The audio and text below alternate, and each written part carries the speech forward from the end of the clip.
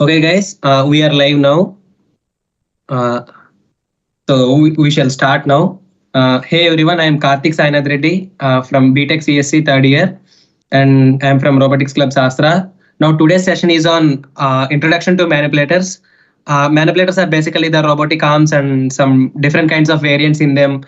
You will learn all those types and how they work, their functionalities, their uses, everything in today's meet. And my friend Vishwanath will handle this session today. Vishwanath, over to you. Yeah, okay. So thank you, Karthik, for the intro. So, hi guys, I'm Vishwanath, third year EC specialization. So, I'm here to teach you about manipulators. So, yeah, we'll start. So, this will be a basic introduction to robot manipulators since you have already studied about the robot kinematics, which my friend Rahul taught you in previous class. So, so I'll be handling the theoretical part of or the robot manipulator, whereas further on you will study the kinematics on how to apply in this manipulator. So we'll start with the session. So first we'll see what is a manipulator.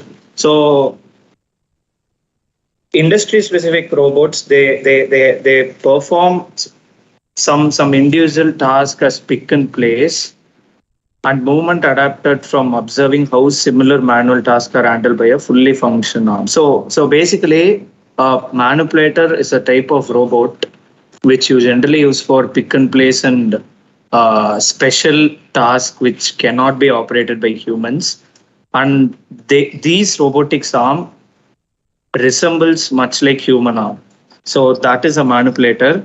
And first, they were originally used in applications where it was like hard for humans to reach, like biohazardous application, handling radioactive materials, or use in inaccessible place. So use in inaccessible place in the sense you will find much of an application example for manipulator in automotive industry. So if you have watched the National Geographic documentaries of car manufacturing plants, you will find full of manipulators. So they take care of handling the chases of the car.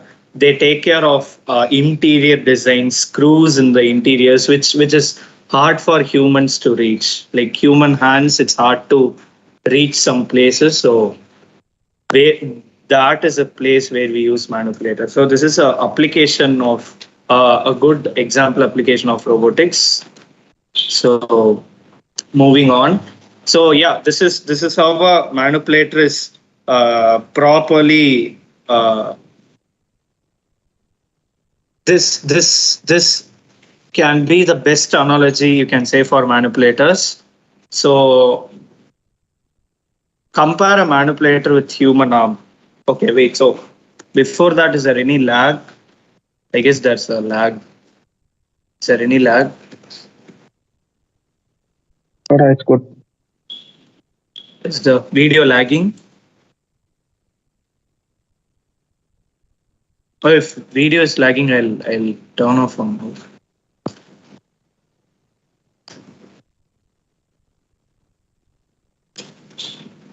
Okay, so is my screen visible? Yep.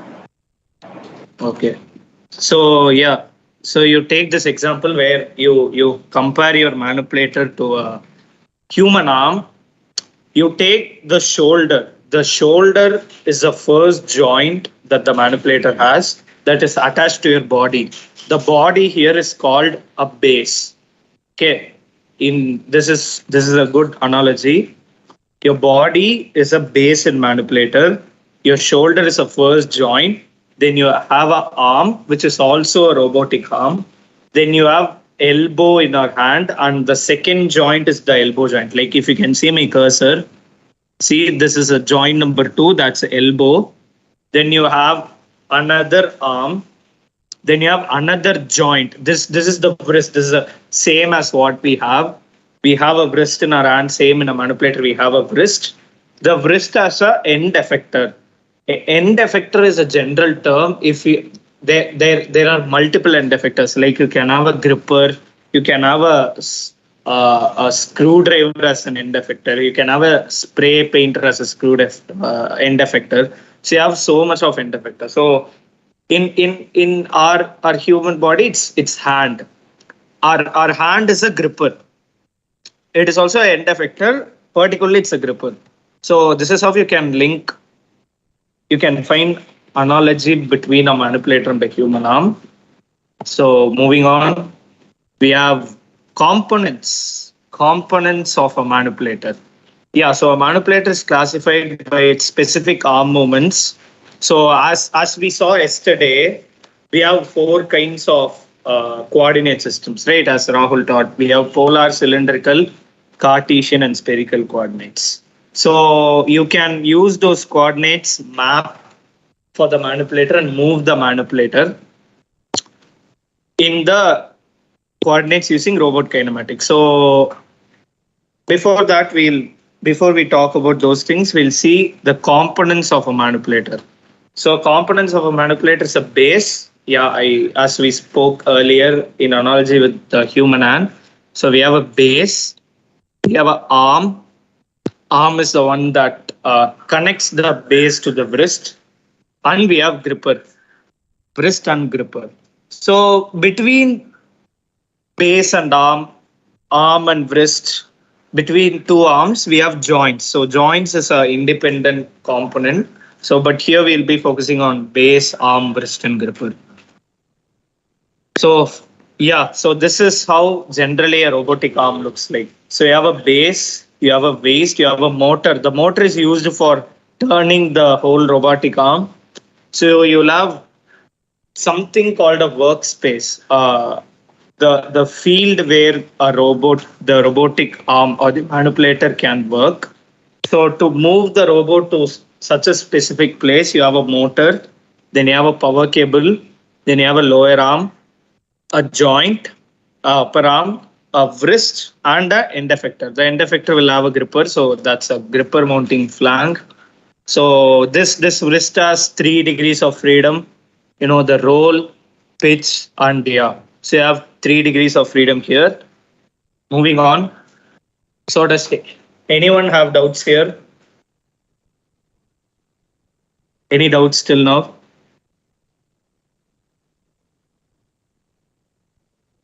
Oh.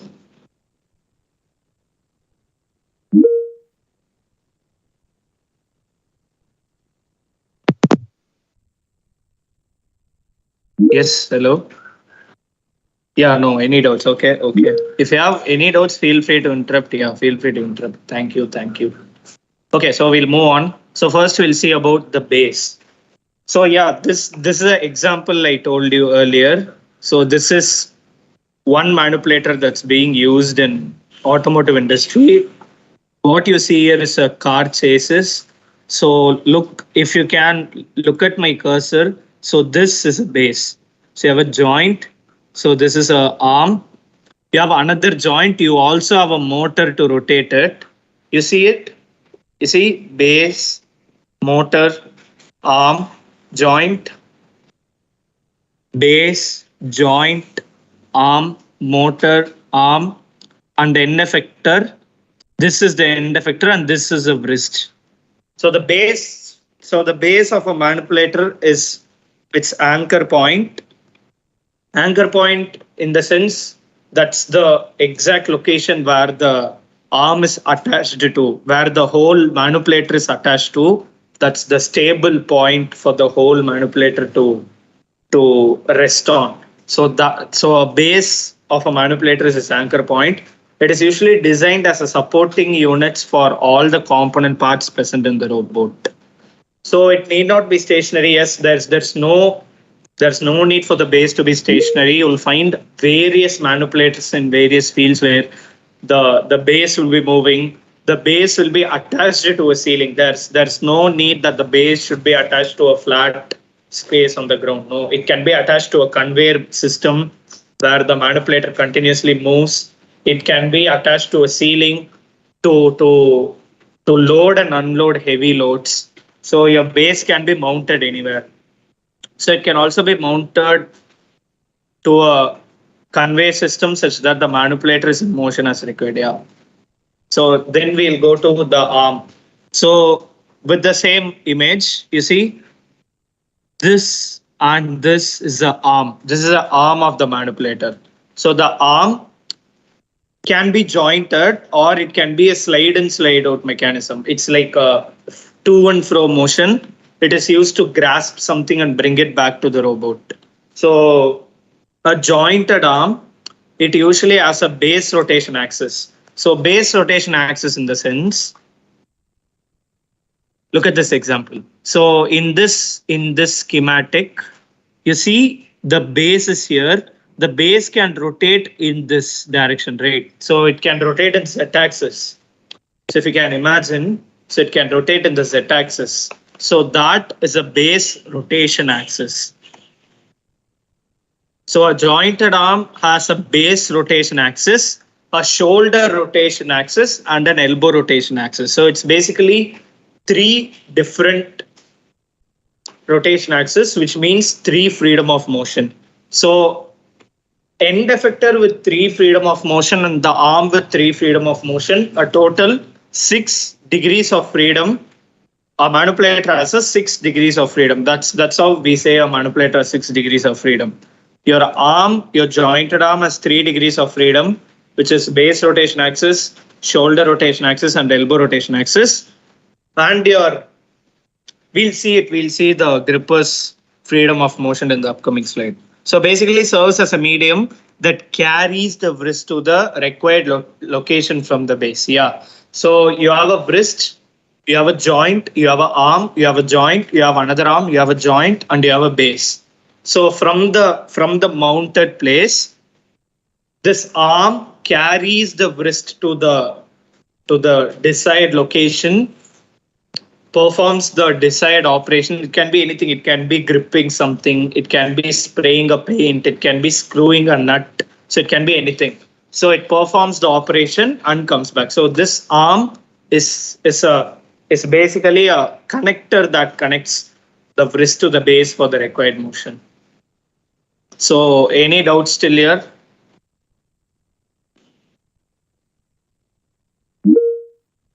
Okay, excuse me, bro. Can you give a gist of what was discussed from beginning till now, or shall I wait at the end of the session? Oh, yeah, we can have a small gist at the end of the session, or if you want it now itself, yeah, I can give a gist. So what we discussed about was, so first we saw what is a manipulator. So in such a layman term, it is a robot that resembles a human arm, which is highly useful at places where humans cannot reach. These robots do operation that a human arm can do, and much more a human arm cannot do. So mainly, first, they were originally used in applications where you handle radioactive materials and some inaccessible places. Then we discussed about the components of a manipulator. And then we spoke about the analogy with our human hand. Yeah, so this will be components of the manipulator: base, arm, wrist, and gripper. And we saw a small schematic representing a detailed representation of the whole robotic arm. And then we started, I explained about the base, the arm. And now, if you have any doubts, you can ask, or we'll move on to the next thing. So do you have any doubts?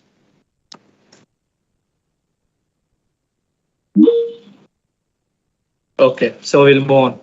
So next we have the wrist. So the wrist is something that is attached with the arm and the end effector. So a wrist is similar to a human wrist, and it can be designed with wide range of motion, including extension, rotation, and twisting. By extension, it's the linear motion. By rotation, it's the angular motion in y-axis, and twisting is angular motion in z-axis. So you should note that you have 3 degrees of freedom here. Wrist is the, excuse me. wrist is a component that offers 3 degrees of freedom in the robot. So it helps in reaching places that are hard to reach by a human arm. Yeah. Best application includes spray painting the interior of an automobile on the assembly line or welding inside a pipe. Yeah. So you name it, there are like so many applications for where it's hard for a human arm to reach to, and there we use a manipulator, and wrist plays a major role. So next we'll move on to the end effector. So the gripper. So the grippers are located at the end of the wrist. You see the small flange here. This is where you attach the end effector to. So generally, if you take a gripper is something that resembles a function of a human arm. Like it can have multiple finger-like structures or anything which has basically a open and closed state which can go and grip on to an object. So they are used to hold whatever the robot is to manipulate. Pick and place robots have grippers to move objects from one place to another, yeah, which is obvious. And some robots have end of arm tooling, yeah. By end of arm tooling, I mean it can be anything other than gripper. Like let's say it has a driller to drill at a place. It has a screwdriver to tighten a nut. It has a small spray paint which is used to spray the interiors of automobiles. So you have so many applications that the gripper can do. So this is all about components of a manipulator. So did everyone get everything until we spoke about? So do you have an idea of what's happening here?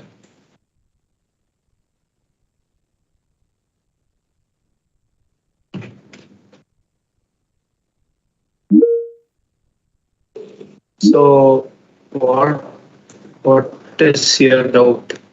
So any kind of actuator can be in the joints. Yes, I will explain it. There are like 3. Yeah, we spoke about this in the earlier session, and there can be any types of drives. Like you have pneumatic drive. Yeah, we'll speak about it in the upcoming slides. So motor is present in every joint. Not necessarily. Motor is present in the joints where you need some kind of motion. So yeah, typically yes, but there can be joints which doesn't need to change its motion. So yeah, so in those joints you don't need a motor. It can be just a plain joint.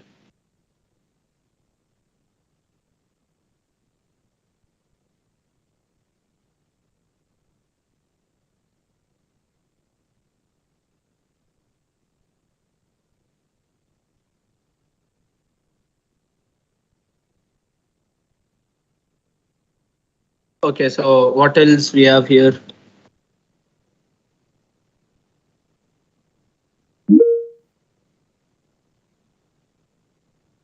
If it's late, yeah, I'll explain that later. Why not? Welding torch also acts as a, yes, welding torch can also be an end effector. Example for a plain joint. Oh, okay, example for a plain joint. So it can be a joint. So okay, so you imagine something like this. Oh,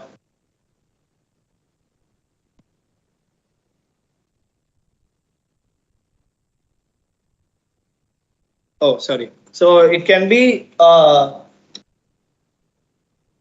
two arms emptily attached to each other with freedom of one degree of motion in z-axis alone, and not without any motor. Like you cannot control the motion, but still you have the freedom to move. Like for example, what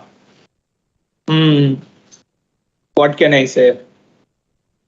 So I guess you get the concept. Like if I show you, you'll be able to understand. But then, can you understand what I'm trying to say?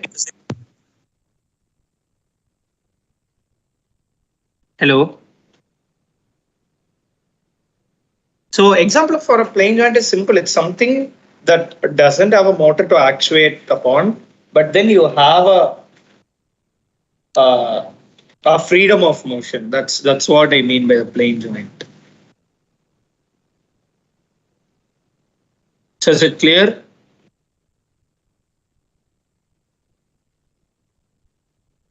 Hello? Yeah, okay, got it. Okay. So we'll move on. So articulation. So there are three articulations that are needed for a robot to move its arm, wrist, and hand to any place within its work envelope. Okay, so work envelope. So what's a work envelope? So a manipulator has something called a work envelope. A work envelope is a region or the area in which the manipulator can freely move to. So for example, a manipulator can be restricted based on the motor freedom you use. Let's say you yourself design a motor where the robot where the manipulator hand moves from 0 to 180 degrees alone. So your whole work envelope will be a semicircular area with 180 degrees of field of view. So that is a work envelope. So there are three types of articulations, which is extending and retracting the arm, swinging and rotating the arm, which is, so basically it's like x-axis motion, y-axis motion, and z-axis motion, elevating and lowering the arm. So these are the three articulation which are needed for a robot. So we'll move on to wrist motion. So if you paid close attention to Rahul's robot kinematics lecture, so you would have came across a term called roll, pitch, and yaw. So the rotation along x-axis is roll, along y-axis is pitch, and along z-axis is yaw. So wrist, the 3 degrees of freedom for a wrist that I told about is this x, y, and z-axis. So wrist motion is also another important factor to be considered for application. So you have 3 types of motions, which is rolling, which is like bending of the wrist motion, yawing, that is spinning, that is in y-axis, and swiveling, which is yaw, which is the z-axis motion. So these are the 3 wrist motions that you have. So next we'll come to moving the manipulator. Yeah, finally. So you have a manipulator. Let's say there is a need for the manipulator to move. So what could be the possible drive systems that you can use to move the manipulator? So that's what we are going to speak about. So for the manipulator to do work, it must have a power source, right? So all the robots use electricity, but then you can have various drive methods to move the manipulator. The base, it can be attached to a static place, or it can be attached to a drive system such that the manipulator moves for any individual application. So you have the other than electricity, the 2 other drive systems are hydraulic and pneumatic. So including electric, you have 3 ways to drive a manipulator and to do the task the robot is assigned to. So first we'll discuss about pneumatic drive. So you see, pneumatic drive is, as Varun explained in the chat, it's the least costly drive source. So pneumatic drive is where pneumatic power is generated by the compressed air. So you compress air in a separate chamber in the industry to force the air and drive the system. So about 1/3 of industrial robots, they use pneumatic power, and the main advantage is cost. So why they use this? These pneumatic drives are so cheap. They're so cheap because first of all, they cannot create high torque. So since they cannot create high torque, they cannot operate on heavy loads. So they find application in like very, very simple operations. Like you see, these pneumatic drive can be used for operations which does not require to operate on loading operations, like heavy loading and unloading operations. So pneumatic drive doesn't operate on those kind of things. So that's about pneumatic drive. So next we see hydraulic drive. So hydraulic drive almost rules the industry. More than 40% of industrial robots use hydraulic power to drive their robots. So here, the same as we saw in actuators, they use hydraulic fluid under high pressure by a pump operated by electric motor. And these hydraulic drives are mainly used at places to drive heavy loads. Yeah, so they can usually work with loads ranging from 20 to 200 kilograms. So these also have an extra advantage because they can work in spray painting job. So I talked about earlier about a spray painting job, right? So that is done in a volatile atmosphere, and you can't have a motor there because the motors aren't resistant to the atmosphere. They go through corrosion, you get losses. So that's why they prefer hydraulic drive in such places. So they also find things in loading and unloading operations because they have the ability for loading and unloading heavy loads. So this is all about your hydraulic drive system in manipulators. So next we'll come to electric drive. So electric drive systems, they use electric motors for their power source. So they have their torque is generated by gearing the speed motor to this to explain this simply. So you get high torque in electric motors by use of gears. Okay. So you choose the gear ratio in such a way that you have a specific torque output for a motor, and you scale it up or down based on what you want, and then you achieve a better torque output. So this is, even though you can get high torque output, still these electric drive, they cannot handle higher payloads like hydraulic drive. Like you see, electric drives, they handle a maximum load of around 80 to 100 kilograms. They can operate somewhere from 5 kgs to like 80 kgs or something. So where these find a heavy application is that the first advantage is they allow smooth startup of payloads. Like their acceleration and deceleration is so predictable and so smooth that for repeated operations these can be used. So let's say for example, taking a car chassis and placing it. Okay, not the full assembled chassis. I'm speaking about the raw aluminum chassis. So taking that from one assembly line and placing it to the next assembly line, you can use an electric drive, because you see, you need to repeat that again and again, and you need to place it in the correct position in the conveyor belt. So you need a high repeatable accuracy, and there you use electric drive. And these, as I said, they cannot handle higher payloads like hydraulic drive because the motors aren't designed so. If you try to operate at higher torques, they'll demand high electric power, which is not optimized. So the main places that they find applications are arc welding, spot welding, machine loading and unloading for like basic easy missions, not heavy missions, and material handling and other assembly, like basic assembly operations. So that's about electric drive. So yeah, guys, that's it. That's it about manipulators. This is just an introductory session on manipulators. So there isn't much to speak about. So if you guys have any doubts, we can discuss the doubts, and I'll share some images of the drives that I have, or images of pneumatic drives of how they work. So first, do you guys have any doubts?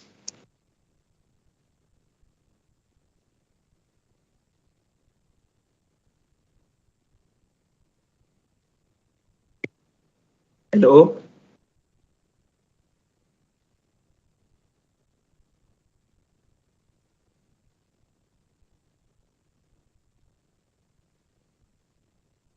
Hello, am I audible? Yep. Okay. So does anyone guys have doubts? Did you understand what I taught? Did you understand everything? No doubts. Clear. Okay. So we can discuss on something. So consider. Yeah, we should Okay. clarify Yeah. something about joints, right? Venkat asked that either all joints are like fitted with motors. Like he had a question, right? Is he clear? Yeah. Yeah. Yeah. Is I think he should tell if it's clear or not. I explained to him, but then okay. Where was it?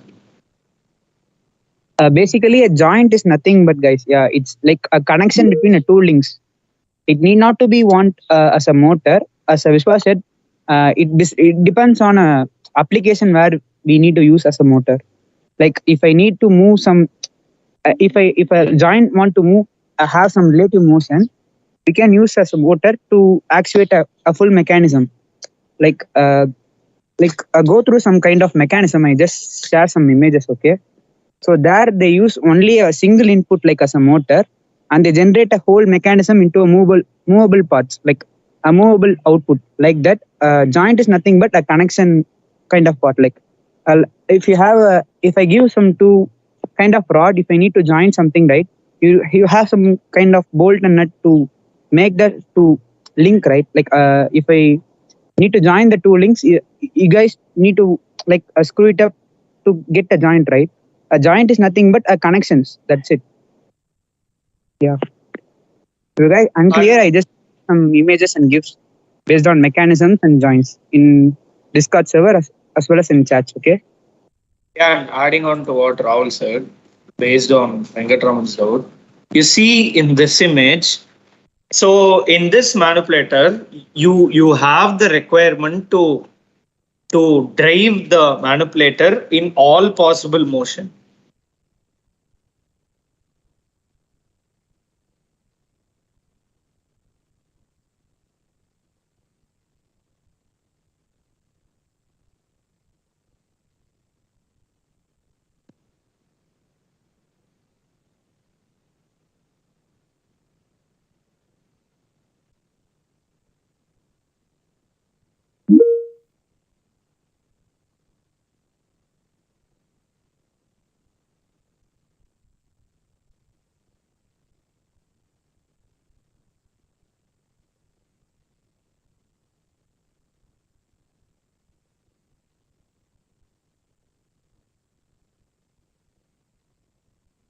Oh, sorry guys, I had some internet issues. So wait, I'll share my screen. So yeah, so you see here, so what you have in this manipulator is here you have the need to change this joint to move this manipulator from here to here. So you would have attached a motor here. You also want to change this to move this joint because you need to work on various interior parts. So you would have a motor here. But let's say in my case, for this joint, I don't want to move this joint. I know that this manipulator is going to be in this position, and I just need the to and fro motion of a manipulator. Then you would not need a motor here, and it can be just a joint to attach the base and the arm. So yeah, so that's what I meant by a joint without a motor. So is it clear?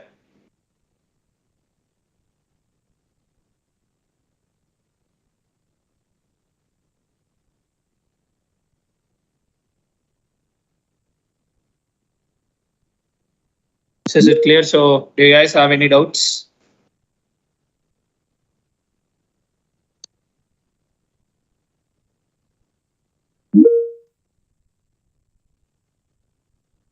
Yeah, so yesterday when we were discussing about in yesterday's session when we were discussing about the table fan idea, like how you convert it into a robot or something, I guess someone came up with manipulator as an answer.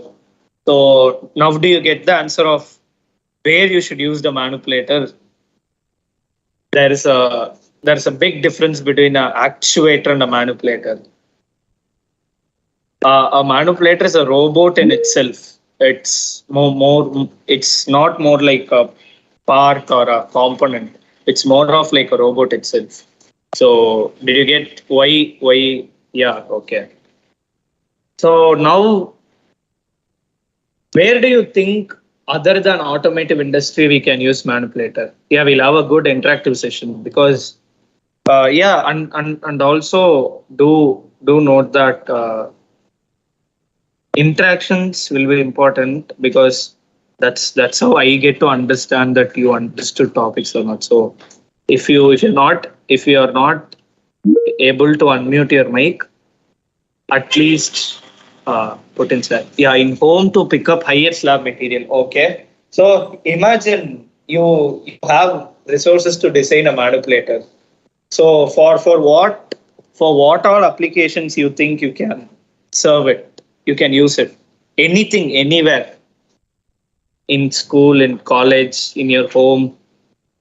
Think of automating with manipulators. It can be a dumb idea, it's okay. We are all here to learn together. Radioactive industries to replace fuel rods inside a reactor. Wow, that's a very good answer. To help old people to get things. Wow, that's again a good answer. Nice. Oh, nice. Okay. In elevators, please explain a bit more. Make sure that everyone here understands. Like, it's not between the one who's answering and me. It's a group session.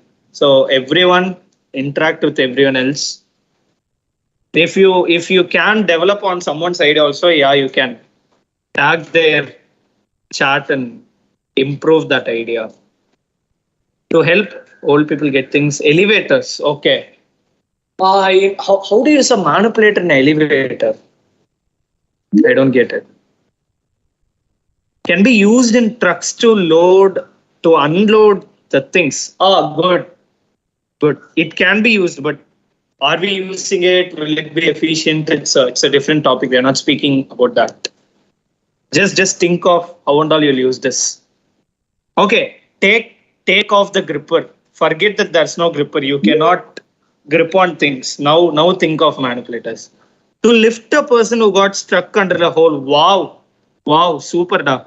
That's such a good idea. Yeah, this pothole thing. No, people get stuck in. Wow, that's really a good idea. But okay. Now I'll come to Anirudh's point. We'll discuss in Anirudh's point a little bit. Do you think you'll be able to use a manipulator for such an operation? If so, where will you attach the base? Will you attach it to the ground? Will you be able to put the manipulator's hand in? Bro, is JCB arm an example of a manipulator? It can be understood as an analogy of a manipulator. Yes, exactly. So if you take a JCB's arm, so yeah, instead of gripper, you have the thing that is able to carry the sand, right? So that is the end effector there. So if you see a JCB's image closely, okay, wait, I'll share the screen itself. So now you should be able to see the screen. JCB. So is my screen visible? Can anyone confirm that my screen is visible? Okay, we'll get a good image of JCB. Yeah, okay. Oh, wait, I don't want to buy this one. Open image and new tab. So is the JCB visible, guys? So is the JCB visible? Handling miniature objects like components of a phone. Yeah. That's a good thing. Yeah. Okay. Yes, JCB is visible. Okay. So now you see this whole thing. This thing is an arm. This is your end effector. You take analogy with the manipulator. This is an end effector. This is a wrist. So this wrist, this can offer a motion in this angle from top to bottom, right to left, top to bottom, right to left. How else can it dig? It can dig like top to bottom, right to left, and can it have a yaw motion in z-axis? Does JCB have a yaw motion? I don't think so. I'm not sure. No, I don't think so. Yes, but it can't rotate 180 degree. Yeah, because its work envelope is restricted. That's how you define work envelope. You see, yeah, this is actually a good point. This is actually a good point. But it cannot rotate 180 degree. Yes.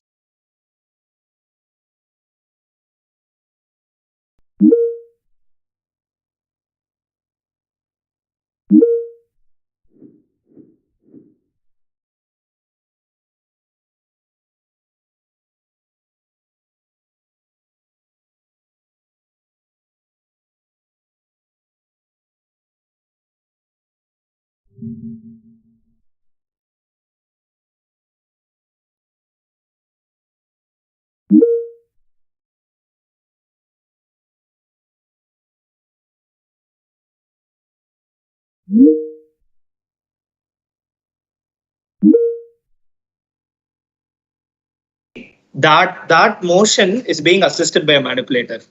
Yes. As a surgical system, yes. Handling miniature object, yes. But my question is, what will be its end effector? What will you put it as an end effector? So even in manipulators for 3D printing, what will the end effector have? You can't have a gripper, right?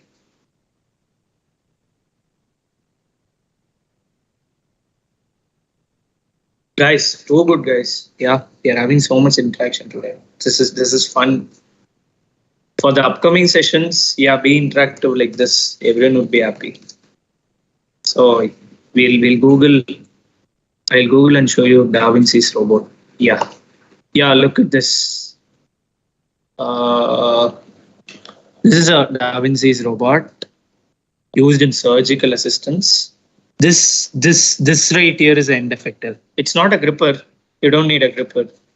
It's based on the application, and you have a wrist, you have an arm, you have a joint, and this is a vertical base. For this, if you consider this whole as a manipulator, this is your base. You have a waist.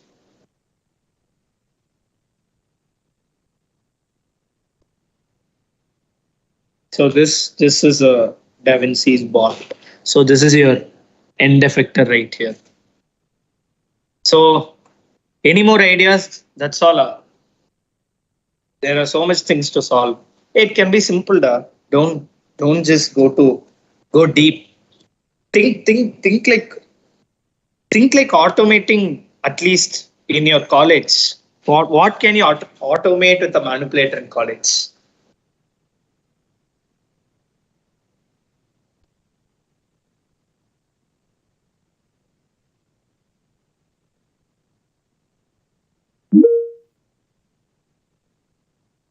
Super food service. Exactly, I was about to say that you can make a robot coffee delivery shop where the manipulator can take your coffee cup and give it to you. Yeah, food service is good.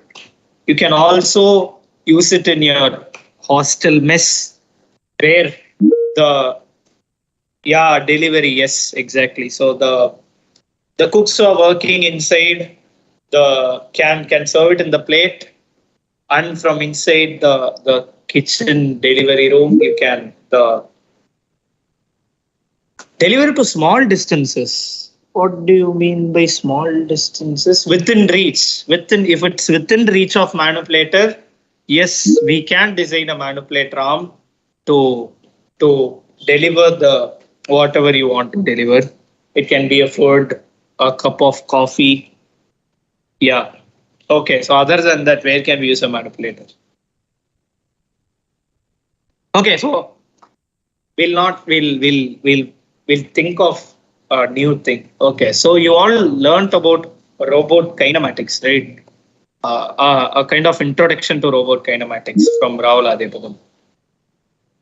Can the base have wheels to move it around? Yeah, yes, it can.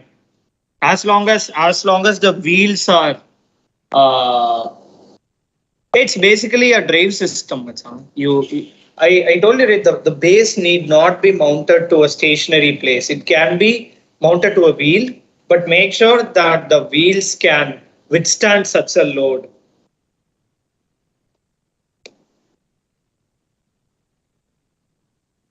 So technically, the base Do you think it can be directly attached to the wheels? It can have a small small drive system which has wheels in it with the controller.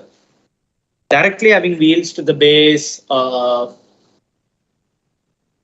don't think so. You can have the base can be attached to a small. Uh, you say in layman terms, you can explain it as a box-like thing where you have a kutti controller in it with wheels, with a motor driver. Cleaning area within its reach, good. In place of needles and sewing machines, great. Okay. We'll end this. I guess manipulators can be used in CNCs. Yes. Now we'll come to robot kinematics. So you all learned robot kinematics, right? So it on what component do you think you apply kinematics to in a manipulator? They have so much components, right? So in what component do you think you apply kinematics to?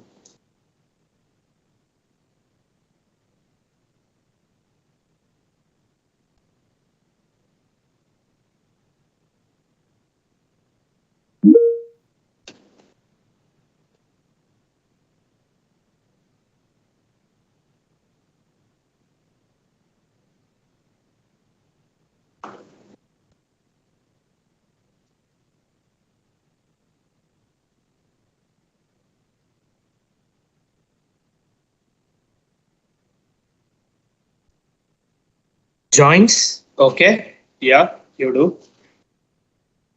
Then, okay, why do you apply kinematics to achieve, to calculate a position of something to achieve, to go to that place, right?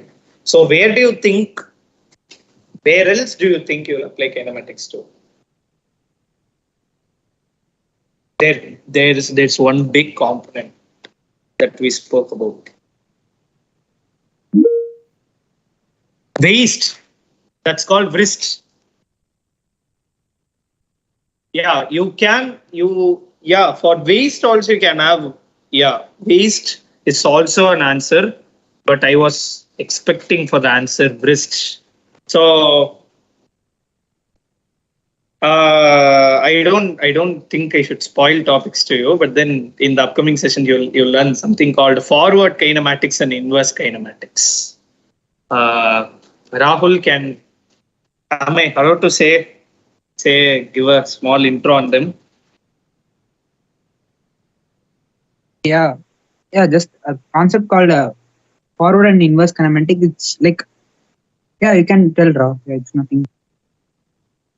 So basically, what you do is you consider the robot kinematics. Okay. So forward kinematics is basically you obtain the position and velocity of the end effector. The end effector, which is attached to the wrist, with the already available data of joint angles. Okay, so this is like complex mechanical thing, but yeah, manipulators, they have this forward kinematics, and we did learn them in the kinematics session. Oh, that's great. Wow, it's good. Venkatraman has noted that. Oh, sorry, I didn't attend the whole session. My bad. I had some works. Okay, so could you please explain how you can use, like, can you at least imagine how you can use forward and backward inverse kinematics in manipulators?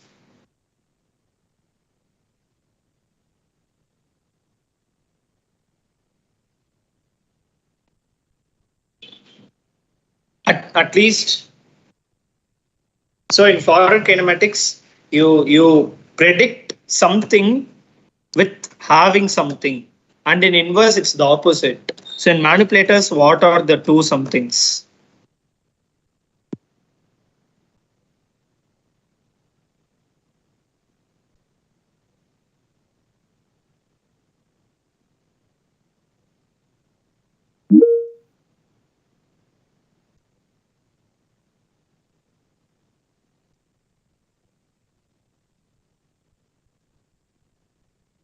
the joint angles on the input. Super da. Wow, Venkatraman, this is way to go. This is best da. In forward, joint angles exactly. So in inverse, it's the opposite. So you calculate the pose of end effector with respect to the joint angles. And in inverse kinematics, you do the reverse. Yeah. Okay. So that's all. We have any doubts on the slides? If you have any doubts on the slides, you can ask anything, any good idea you've got that you want to discuss here, you can discuss. If you have nothing else to speak, we'll end the session. So anything? So how was the session?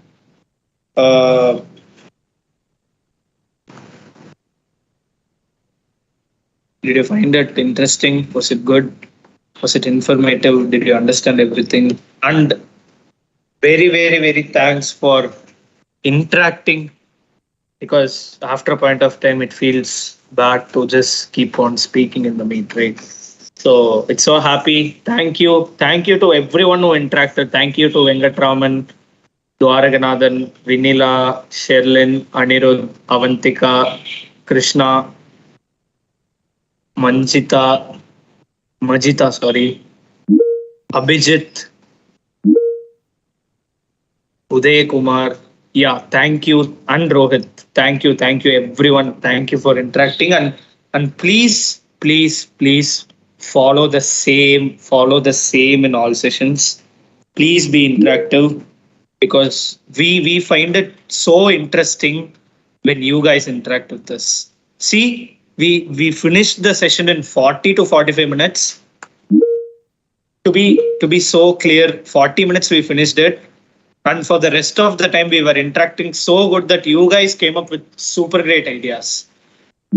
Yeah, and as Rahul said, we can use it. We are using it in rovers. Yes, we are using it in rovers.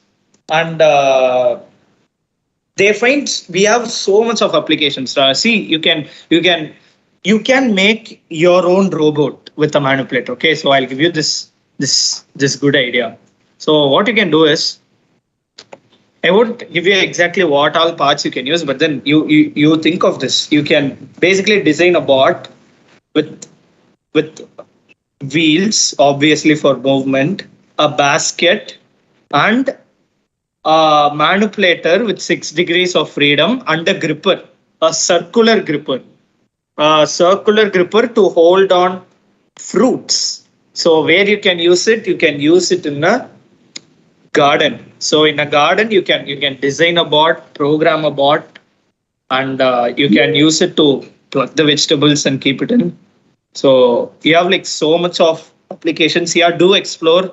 You get any ideas, share it with us, and make sure you save these ideas for something good that might come in the future, because these interactive sessions might help you. And so this whole robot concept is inspired from a robotics competition called Yantra. So if you want, you can participate in the competition. It's a competition from IIT Bombay. So if you're interested in participating in a competition where you want to learn something, yeah, I'll even share the link. Yeah, I'll share the link, Avantika. So it's a competition. It's a learning-based competition from IIT Bombay. You can learn by doing. So they'll teach you, and at the same time, they'll demand